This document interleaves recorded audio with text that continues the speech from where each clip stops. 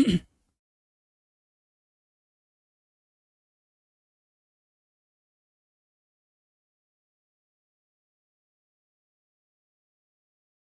Guys, this is Suren Kumar. स्वागत है आपका अभियान आईएएस एकेडमी की अद्भुत प्रश्नोत्तरी कक्षा और एमसीक्यू के महायुद्ध में। तो जितने भी कर्मवीर श्रृंखला 2.0 के धीर वीर गंभीर योद्धा हैं, आ जाएं जल्दी कक्षा में और करते हैं क्लास की शुरुआत। सभी बच्चे मुझे जल्दी से आप कमेंट कर दीजिए, सभी साथी जो कक्षा में हैं। क्या मेरी आवाज़ आ रही है? आप सबको सुन पा रहे हैं आप सब?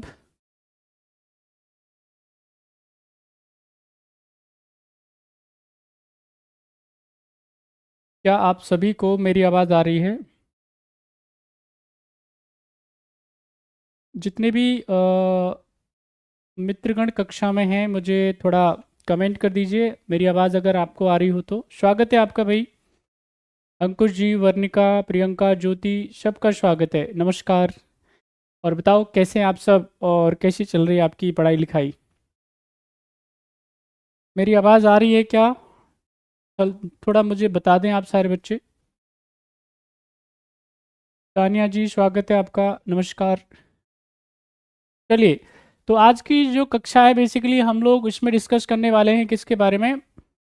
भारत में धार्मिक आंदोलनों की स्थिति के बारे में हम लोग चर्चा करने वाले हैं कि भारत में जो धार्मिक आंदोलन होते हैं वो कब होते हैं बेसिकली, और उसमें उसकी नेचर क्या है, कितने प्रकार है बेसिकली, उसके बारे में थोड़ा सा हम लोग डिस्कस करेंगे। और साथ ही साथ में पीटी के पॉइंट ऑफ व्यू से, और साथ ही साथ में मेंस के पॉइंट ऑफ व्यू से, और ओबियसली बात है इंटरव्यू के पॉइंट ऑफ व्यू से, यहाँ पे जितने भी सवाल बन सकते हैं हम उस पर चर्चा करेंगे। तो थोड़ा आ जाओ सारे बच्चे। चलिए, देखिए, जब तक बाकी बच्चे जो आते हैं तब तक मैं आपको एक जो है कोट है और उसको ज़रा उस पर गौर फरमाएं, देखें ज़रा उसमें वो यहाँ पे क्या कवि कहना चाहता है ना, कवि के विचार क्या है बेसिकली, वो थोड़ा जानने का हम प्रयास करते हैं। यहाँ पे एक अरस्तु जी का एक कोट है और उनकी शानदार लाइनें हैं। और ओबियसली बात है, ये कोट नहीं होते हैं, ये क्या होता है, उनके जीवन के अनुभव होते हैं जिनको वो साझा करते हैं, है ना। इस पूरी दुनिया में हर व्यक्ति क्या कर रहा है, अपने अपने अनुभव शेयर कर रहा है। उसको जो भी अनुभव हुए हैं व्यक्तिगत जीवन में, बाकी लोगों को देखने के बाद में वही क्या करता है, वो साझा करता है। तो आपकी ये ड्यूटी है कि आप उनको जितना आपके जीवन के लिए इम्पोर्टेंट हो सकते हैं, जितने आवश्यक होते हैं, उनको क्या कर लिया करो। आप जिस प्रकार से सूप अच्छी अच्छी बातों को रख लेता है, उसी तरह से आप भी अपने लिए क्या कर सकते हैं, उन बढ़िया बढ़िया बातों को रख सकते हैं और बाकी सारी चीज़ों को क्या कर देते हैं, आप हटा सकते हो, साइड कर सकते हो। तो यहाँ पे जो एरिस्टोटल साहब है, अरस्तु है, वो कहते हैं हम वही हैं जो हम बार बार करते हैं। अतः श्रेष्ठता कोई कार्य नहीं होता है बल्कि एक आदत होती है। तो अगर आपका भी क्या करना है, आपको भी बेहतर चीज़ें अपने जीवन में लेकर के आनी है, कुछ बड़ा आपको अपने जीवन में लेकर के आना है, तो क्या करना पड़ेगा आपको? लगातार अभ्यास, है ना। आपको प्रयास करना पड़ेगा और जैसा आप प्रयास करते जाएंगे, जिस डायरेक्शन में आपके जिस दिशा में प्रयास होते जाएंगे, बस आप वही बनते चले जाएंगे। सारी कहानी किस बात की है? सारी कहानी अच्छी दिशा की है, डायरेक्शन की है। और अगर आपको बेहतरीन अगर डायरेक्शन मिल जाए, आपको दिशा मिल जाए, तो उसके बाद में मंजिल तक आप एन केन प्रकारण पहुंच ही जाएंगे। तो बस बढ़िया दिशा को ज़रूर पकड़ लेना, बस इतनी सी बात है। अब यहाँ पे हम लोग भैया बात करते हैं किसके बारे में? भारत के अंदर जो धार्मिक आंदोलन है उनकी स्थिति के बारे में बात करते हैं। तो यहाँ पे धार्मिक जो आंदोलन है उसकी ज़रूरत क्यों पड़ती है, क्यों होते हैं एक्चुअली में, ये तो पता चल जाए हमको, है ना। क्यों हमको यहाँ पे हमारे जितने भी संत हैं, महंत हैं, वो सब क्यों लगातार मूवमेंट करते हैं, उसकी ज़रूरत क्या होती है? तो आप सारे बच्चे जानते हैं कि भारत क्या है बेसिकली, यहाँ पे अलग अलग प्रकार के धर्म पाए जाते हैं। हमारे यहाँ पे धर्म के अलावा क्या है, एक तो धर्म है, दूसरा है हमारे यहाँ पे वर्ण व्यवस्था, तीसरा है जाति व्यवस्था, उसके बावजूद भी उपजाति व्यवस्था। तो यहाँ पे ये अलग अलग प्रकार है। और क्योंकि जब जाति व्यवस्था है, तो जाति व्यवस्था की और धार्मिक व्यवस्था की जब हम बात करेंगे तो 19वीं सदी में क्या होता है, ये दयनीय स्थिति में आ जाता है, निम्न स्तर की बात हो जाती है, समझ में आई? यानी कि इससे क्या हो रहा है, लोगों को खासी परेशानी का सामना करना पड़ता है। अलग अलग लेवल पे क्या है, छुआछूत है ना, डिस्क्रिमिनेशन है अलग अलग लेवल पे। महिलाओं की स्थिति बहुत दयनीय है, बहुत ही पुअर कंडीशन है महिलाओं की। तो वैसी स्थिति में क्या है, अब यहाँ पे अलग अलग प्रकार के क्या होंगे, हमारे देश के अंदर, देश के अलग अलग राज्यों में क्या होंगे, संत और महंत और साधु निकल करके आएंगे, ठीक है कि नहीं। साउथ में अलग होंगे, इसके अलावा आप सेंट्रल जो इंडिया है उसमें अलग निकल करके आएंगे, फिर इसमें ईस्ट में अलग होंगे। हर एरिया में क्या होगा, अलग अलग साधु महंत वो निकल करके आएंगे। और सभी समुदाय की बात कर रहे हैं हम लोग, हिंदुज्म में भी होंगे और साथ ही साथ में इस्लाम के अंदर भी होंगे। तो यहाँ पे दो प्रकार के हम यहाँ पे क्या करते हैं, धार्मिक आंदोलनों को क्या कर लेते हैं, दो भागों में बांट लेते हैं बेसिकली। एक तो जो है बेसिकली सुधारवादी हैं, यानी रिफॉर्मिस्ट बोलते हैं, वो क्या लेकर के आने चाहते हैं, सोसाइटी में रिफॉर्म लेकर के आने चाहते हैं, कुछ बढ़िया बातें इंक्लूड करना चाहते हैं। और कुछ क्या है, पुनरुत्थानवादी, जो अपलिफ्टमेंट चाहते हैं बेसिकली, ठीक है कि नहीं। तो यहाँ पे आप समझ लीजिएगा, ये जो शुरुआत होती है यहाँ पे हमारे, अगर हम बात करते हैं किसके बारे में, हमारे इंडिया के बारे में, तो यहाँ पे लगभग 6 से लेकर के 9वीं सदी के बीच में क्या होता है, ये ज़्यादा रहता है। और उसके बाद में भी ये चलता रहता है हर प्रकार से, यानी बंद नहीं होता है। ऐसा नहीं है कि अब बंद हो गया, अभी भी लगातार चल रहा है। अभी भी हमारे समाज के अंदर क्या है, बहुत सारी कमियां हैं जिनको दूर करना अति आवश्यक है, और उसके लिए बहुत सारे लोग काम कर रहे हैं। बात समझ में आई। तो ये 6 से लेकर के और 9वीं सदी में क्या होता है, सुधारवादी आंदोलन हमारे यहाँ पे आते हैं, धार्मिक सुधारवादी आंदोलन। और उसके बाद तो सुधार चलता ही चलता है। क्यों चलता है, क्योंकि हमारी सोसाइटी में कुरीतियां हैं, ठीक है कि नहीं, डिफरेंट लेवल के आडंबर हैं। यहाँ पे जानवरों को क्या किया जा रहा है, सेक्रीफाइसेस बढ़ गए हैं, जानवरों को क्या किया जा रहा है ना, उनको बलि चढ़ाया जा रहा है ना। कुछ हमको चाहिए, किसी देवी देवता से कुछ ना कुछ चाहिए। तो ये क्या है, इससे सोसाइटी में क्या आता है, इससे सोसाइटी में एक नकारात्मकता का भाव आता है। और इसी को दूर करने के लिए, लोगों को खुशियां देने के लिए, सोसाइटी का अपलिफ्टमेंट करने के लिए क्या आते हैं, अलग अलग क्षेत्रों में अलग अलग सुधारक, ठीक है कि नहीं। उसमें जैसे भक्ति संतों का योगदान कैसा रहता है, वो हमेशा गा करके, म्यूजिक से, ठीक है कि नहीं, अलग अलग संगीत जो माध्यम है उनका इस्तेमाल करके लोगों को जागरूक करने का काम करते हैं। बात समझ में आई। तो इसी प्रकार से ये चलेगा।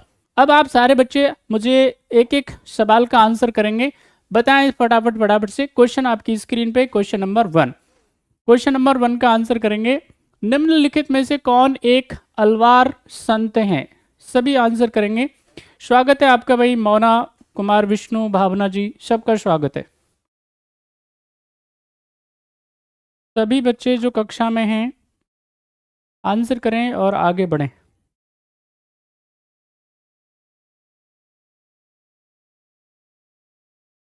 क्वेश्चन आपकी स्क्रीन पे, निम्न में से कौन सा एक अलवार संत है, who among the following is an Alvar saint, जल्दी बताएं क्या है सही आंसर।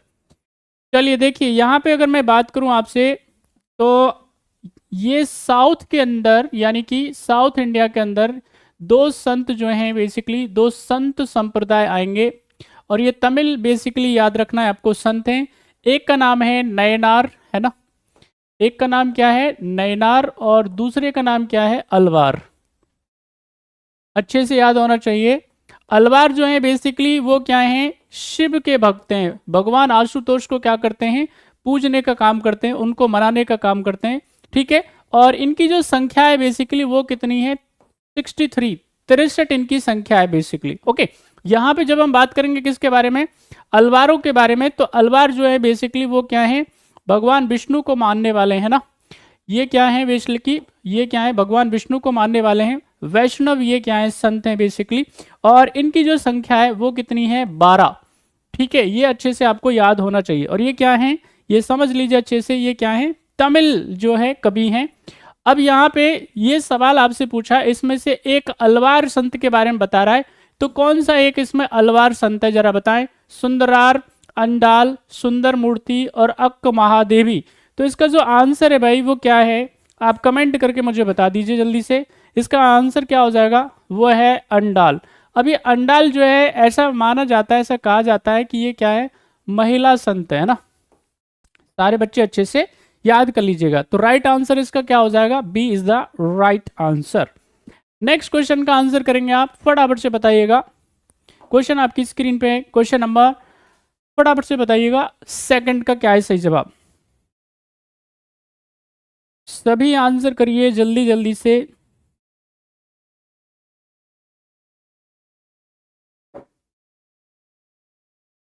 आपको बताना है उलटबासी संबंधित है किससे, सूरदास, बिहारी दास, चैतन्य और कबीरदास। सभी बच्चे जल्दी जल्दी आंसर करिए। देखिए ये समझ लीजिए यहाँ पे जो उलटबाजी का मतलब है वो क्या होता है, उल्टे कार्यों से है ना।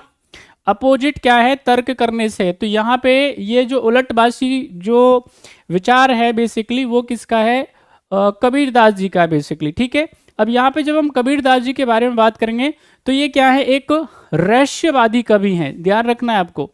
ये क्या है, एक रहस्यवादी कवि हैं, ठीक है कि नहीं, निर्गुण संत हैं बेसिकली। ये किसी भी प्रकार के क्या है, मूर्ति पूजा में क्या नहीं करते हैं, यकीन नहीं करते हैं, भरोसा नहीं करते। बात समझ में आई। तो यहाँ पे ये कैसे बात करेंगे, यहाँ पे ये बात करेंगे कि सारे जीव जंतु पेड़ों पे चढ़ गए। बात समझ में आई। सारे जीव जंतु क्या है, बेसिकली पेड़ों पे चढ़ गए। उसके बाद में यहाँ पे कहेंगे कि जो रेत है बेसिकली उसमें मछलियां तैरने लग गई, है ना। इस तरह की क्या करते हैं, बात करते हैं। यहाँ पे ये क्या है, ये बिल्कुल भी क्या है, ये मूर्ति पूजा को पसंद नहीं करते। ये कहते हैं पाहन पूजू हर मिले तो मैं पूजू पहाड़। अगर कोई पत्थर पूजने से अगर ईश्वर मिल जाए तो मैं पहाड़ की पूजा करूं। पाहन पूजे हर मिले मैं पूजू पहाड़, ताते तो चाखी बली पीस खाए संसार। तो अगर पत्थर पूजने से अगर ईश्वर मिल जाते, भगवान मिल जाते, तो मैं पहाड़ की पूजा करूंगा जा करके। तो उससे ज्यादा बढ़िया तो क्या है, चक्की होती है जिससे संसार क्या करता है, आटा पीस करके खाता है, अपना पेट भरता है। यहाँ पे अब वो क्या करता है, कबीरदास जी जो हैं बेसिकली किसी को नहीं छोड़ते हैं ना। यहाँ पे अब वो मुस्लिम समुदाय को भी क्या कर लेते हैं, उसको भी अपने जो है बेसिकली उनको भी लपेटे में ले लेते हैं। और उसके बाद में उनको बोलते क्या है, उनको बोलते हैं काकर पाथर जोड़कर, काकर पाथर जोड़कर मस्जिद लई बनाए, ता ऊपर मुल्ला चढ़ी, ता ऊपर मुल्ला चढ़ी बांग लगाए। तो अब इसका मतलब क्या होता है, क्या बहरा हुआ खुदा, एक लाइन और उसमें रह गई थी। तो यहाँ पे वो कहते हैं कि ये काकर पाथर जोड़ने के बाद में क्या कर लिया जाता है, एक मस्जिद बना ली जाती है। और उसके बाद भी क्या किया जाता है, जो उस पे मुल्ला है जो मस्जिद में बांग लगाने का काम करता है, तो वो क्या है उस पे चढ़ करके क्या लगाता है, बांग लगाता है। तो वो कहते हैं क्या इस जो अल्लाह है क्या वो बहरा हो गया है। तो इसका मतलब क्या है, वो किसी को नहीं छोड़ते हैं। बात समझ में आई। तो यहाँ पे क्या है, इसको बोलते हैं आप उलटवासी। तो अच्छे से पढ़ लीजिएगा इसको, काफी इंपॉर्टेंट है। तो राइट आंसर इसका क्या हो जाएगा, D is the right answer. Next question है आपकी स्क्रीन पे, क्वेश्चन नंबर, आंसर करेंगे क्वेश्चन नंबर 3 का। जल्दी आंसर करिए, क्या है सही जवाब। क्वेश्चन नंबर 3 आंसर करिए जल्दी से और आगे बढ़ेंगे।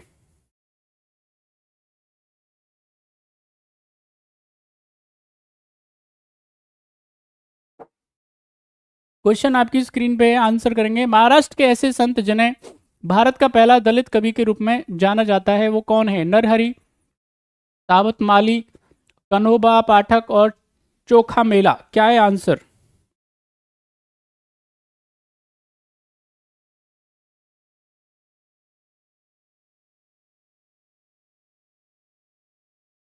सभी आंसर करिए जल्दी से।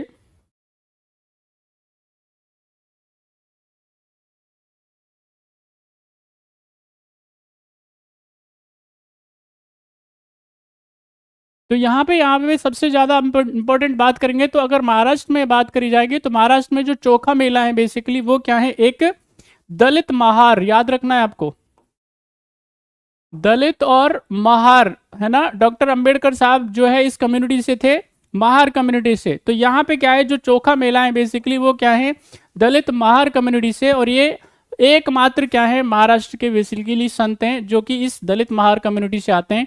और ये लगभग लगभग 13वीं सदी के क्या है बेसिकली संत हैं। 13वीं और 14वीं सदी के क्या है बेसिकली ये संत है, तो याद रखना है, ठीक है कि नहीं। तो यहाँ पे क्या करते हैं ये, यहाँ पे ये अलग अलग प्रकार से, यानी सोसाइटी में क्या चाहते हैं, ये रिफॉर्म करना चाहते हैं, यानी सोसाइटी को क्या करते हैं, ये रिफॉर्म की तरफ लेकर के आते हैं, ठीक है कि नहीं। एकता की बात करते हैं, ठीक है, और समानता की बात करते हैं। तो इस तरह ये आप, ये तो सामान्य बात है, हर एक संत क्या करेगा वो इसी प्रकार से क्या करेगा, बात करेगा। तो आपको अच्छे से याद रखना है। तो इसका सही आंसर क्या हो जाएगा, D is the right answer. Next question का आंसर करेंगे, क्वेश्चन आपकी स्क्रीन पे, क्वेश्चन नंबर 4। सूफी संतों का निवास स्थान क्या कहलाता है, जल्दी बताइएगा क्या है सही आंसर। सभी आंसर करें सारे बच्चे।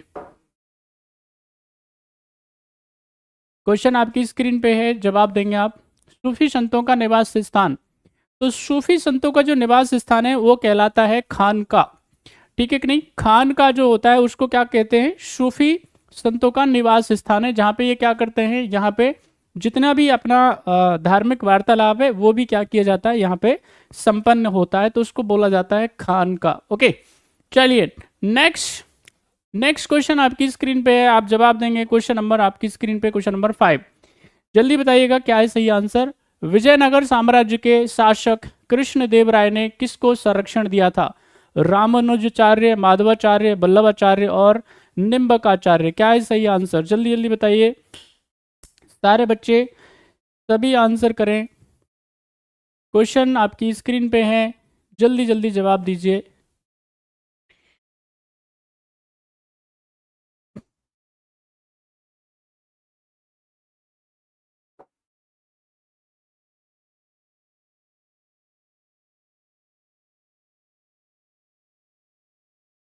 चलिए भाई, बहुत बढ़िया है।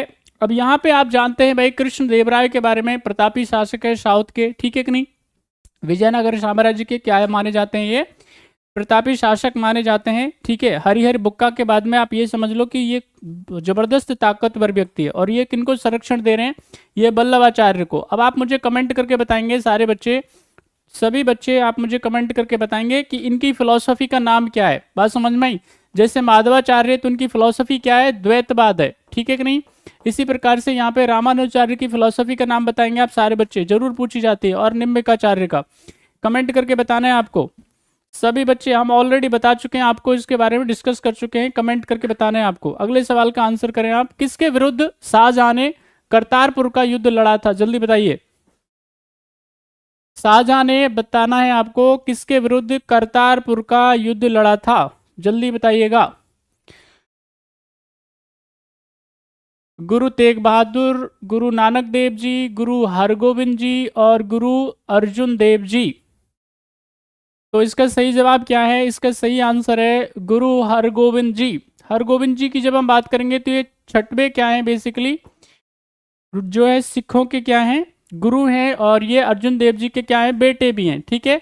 और यहाँ पे ये युद्ध हो रहा है कब, करतारपुर युद्ध जो होता है 1635 के अंदर होता है, 1635 के अंदर होता है। और इसमें क्या किया जाता है, यहाँ पे शाहजहां की फोर्स को हरा दिया जाता है। बात समझ में आई, तो इसका राइट आंसर क्या है, गुरु हरगोविंद जी। चलिए अगले सवाल का आंसर करें आप, आपकी स्क्रीन पे है क्वेश्चन नंबर 7, आंसर करें, आगे बढ़े।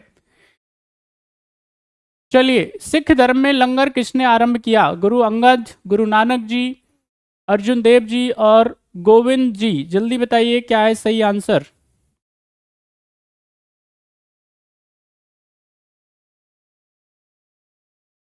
सभी बच्चे जल्दी जल्दी आंसर करिए, क्या है सही जवाब।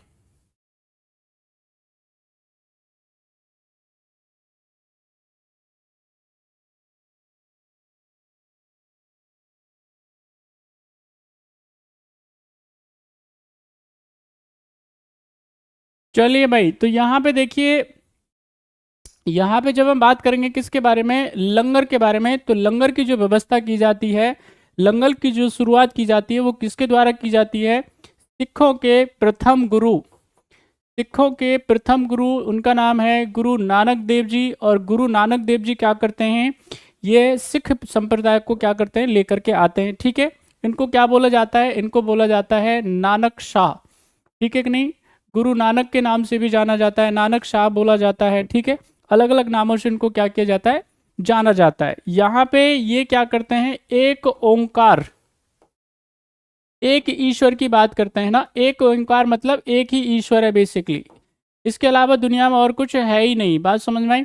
और ये क्या करते हैं, लंगर की शुरुआत करते हैं। इस लंगर की शुरुआत क्यों की जाती है, इसमें कोई भी गरीब है, बेसहारा है, जिसके पास में कुछ है नहीं, है ना, तो वो क्या करे, तमाम चीजें भूल करके, उसका जाति क्या है, उसका धर्म क्या है, वो गरीब है, अमीर है, महिला है, पुरुष है, सभी जो है एक साथ नीचे जमीन पर बैठ करके क्या करें, भोजन ग्रहण करें, आहार ग्रहण करें, बेसिकली यही इसका उद्देश्य था। और दुनिया में इस तरह की चीजें कहीं नहीं मिलती हैं सिवाय भारत के, है ना। जितना हमारे यहाँ पे जो सिख धर्म के अंदर क्या किया जाता है, लंगरों में जितना हमारे यहाँ पे खर्चा किया जाता है वो दुनिया में कहीं नहीं किया जाता है। लाखों करोड़ों लोग हर दिन क्या करते हैं, यहाँ पे खाना खाने का काम करते हैं, अपना पेट भरने का काम करते हैं। तो यहाँ पे आप समझेंगे कि ये एक सामाजिक उत्थान का क्या है, एक यहाँ पे ये प्रोग्राम कह सकते हैं। यानी इतनी बड़ी चीजें जो हैं बेसिकली, आप जब इन्होंने ये शुरू किया था उस टाइम पे मुझे नहीं लगता है कि ये सोचा गया था, लेकिन आज इसका महत्व क्या है, ये क्या करता है, मल्टी डायमेंशनल पॉवर्टी को कम करने का काम करता है। जो मैल न्यूट्रिशन है उससे फाइट करने में भारत सरकार की ये मदद करता है। यानी कि जो यूनिसेफ और यूनेस्को जैसे प्रोग्राम्स जो दुनिया की तमाम बड़ी बड़ी एजेंसियां चलाती हैं, वो प्रोग्राम जो है बेसिकली उन्होंने ऐसे ही स्टार्ट किया था। सिर्फ मकसद क्या था, सभी जाति धर्म संप्रदाय से इतर होकर के क्या करें, एक साथ बैठ करके क्या करें, खाना खा सकें। तो अब इसका इतना इम्पोर्टेंस है कि यहाँ पे क्या है, करोड़ों लोगों को क्या दिया जाता है, खाना दिया जाता है, वो भी भरपेट, और वो भी सुबह दोपहर शाम। तो इससे क्या है, एक तो गरीबी, दूसरी मैल न्यूट्रिशन की प्रॉब्लम, और सबको खाना मिल जाता है। तो ये कितना बड़ी सोच के साथ में स्टार्ट किया गया था, आप इसका अंदाजा नहीं लगा सकते। यहाँ पे क्या करते हैं वो, यहाँ पे भैया वो हमेशा क्या करते हैं, एक ही ईश्वर की बात करते हैं, लोगों के उत्थान के लिए बात करते हैं। और एक उनका बढ़िया एक गीत है जो उन्होंने बहुत सारी किताबें लिखी है ना, बहुत सारी इनकी फिलॉसफी है, क्योंकि ये कवि भी हैं, ये फिलोसोफर भी हैं, है ना, दर्शन शास्त्री भी हैं ये। तो ये कहते हैं हर में, यहाँ पे ये कहते हैं जग में कोई न तेरो सहाई, यानी हर बिन कोई न तेरो सहाई, मात पिता सुत बनिता को ना तेरो भाई, जग में कोई ना तेरो सहाई। इसका मतलब क्या है, पूरी दुनिया में क्या है, आप ही अकेले, आप ही को सब कुछ मैनेज करना है, कोई कुछ नहीं होता है बेसिकली, ना माँ ना बाप ना भाई ना सुत, ना यानी बेटा ना बेटी, सुत बोले तो बेटा और बनिता बोले तो बेटी, तो कोई नहीं होता है। तो इसलिए क्या है भैया, आपको मेहनत करनी पड़ेगी, और ये आपके लिए भी था। तो इसका सही आंसर क्या हो जाएगा, गुरु नानक देव जी इसका सही आंसर है। नेक्स्ट क्वेश्चन है आपकी स्क्रीन पे, आंसर करेंगे जल्दी से। क्वेश्चन नंबर 8, फारसी भाषा में सूफियों या चिश्ती संप्रदाय का वार्तालाप क्या कहलाता है? फटाफट से बताइएगा क्या है सही जवाब।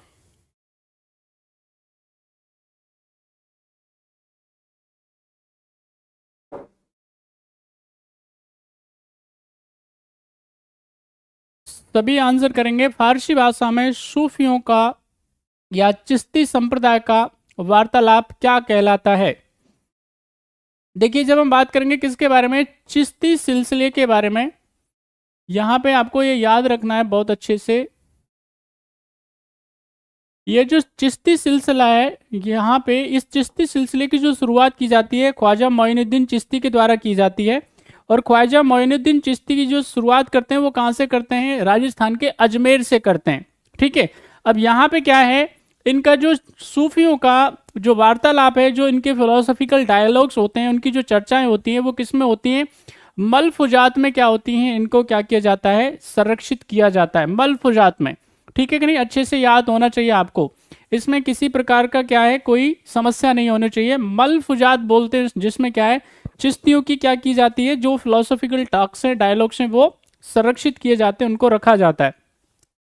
यहाँ पे क्या है, ये जो सर हिंदी हैं, यहाँ पे अगर हम बात करेंगे मकतूबात के बारे में, तो जो सर हिंदी है बेसिकली उनकी क्या है, प्रेरणाओं को, उनकी टीचिंग्स को इसमें शामिल किया जाता है। खान का हम बता चुके हैं आपको कि खान का किसको कहते हैं, यानी जो सूफी होते हैं बेसिकली, सूफी संत, उनके निवास स्थानों को क्या कहा जाता है, खान का कहा जाता है। यहाँ पे एक और है आपको, दैट इज मकतब। तो मकतब क्या है बेसिकली, याद रखना है, मकतब अ टाइप ऑफ लाइब्रेरी, अगर हम कह सकते हैं इसको, हम कई जगह पे क्या कहते हैं, एक लाइब्रेरी का ये प्रकार होता है। या फिर इसके अलावा हम कह सकते हैं इसको कि जो प्राइमरी स्कूल समझ लीजिए आप इसको, मकतब को क्या समझ लीजिए, मकतब या मकतबा को क्या समझ लीजिए आप इसको, प्राइमरी स्कूल समझ लीजिए। यहाँ पे धार्मिक शिक्षा दी जाती है।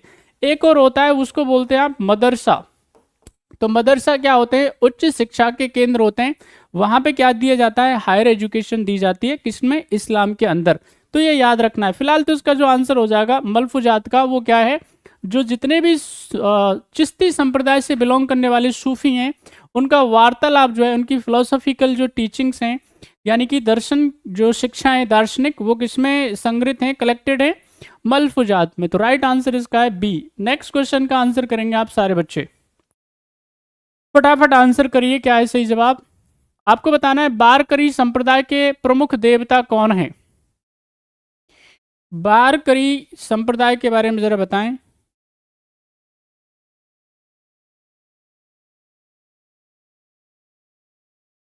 बारकरी संप्रदाय के बारे में बताना है, दुर्गा, गणपति, राम, विट्ठल। तो यहाँ पे आपको मैं बता दूं, आप सब बच्चे अच्छे से जानते हैं बारकरी जो संप्रदाय बेसिकली है, ठीक है कि नहीं, वो बारकरी संप्रदाय क्या है, भगवान विट्ठल, ठीक है कि नहीं, या विठोबा के नाम से भी जानते हैं इसको। ये समझ लीजिए इसको हम किसके नाम से जानते हैं, विट्ठल या विठोबा, ठीक है कि नहीं। तो महाराष्ट्र में जो है बेसिकली ये जो है ये सब, अगर मैं बात करूं किनके बारे में, विठोबा जी के बारे में या विट्ठल के बारे में, तो भगवान जो विष्णु है बेसिकली ये क्या है, उनके अवतार माने जाते हैं ना, भगवान विष्णु के क्या माने जाते हैं, ये अवतार माने जाते हैं, ठीक है कि नहीं। तो जो विठोबा को मानते हैं या विट्ठल स्वामी को मानते हैं, वो उसको फॉलो करने वाले समुदाय को क्या बोला जाता है, बारकरी समुदाय बोला जाता है, जो कि महाराष्ट्र का क्या है, प्रमुख संतों में से है, ठीक है। तो राइट आंसर इसका डी। अगला क्वेश्चन आपकी स्क्रीन पे है, अंतिम क्वेश्चन आज की सीरीज का, करिए आंसर। आपको बताना है नाम घर किस संत से संबंधित हैं, नाम घर के बारे में बताना है। ये शंकरदेव, तुलसीदास जी, चैतन्य और रामदेव, जरा बताएं क्या है, रामदास, सॉरी।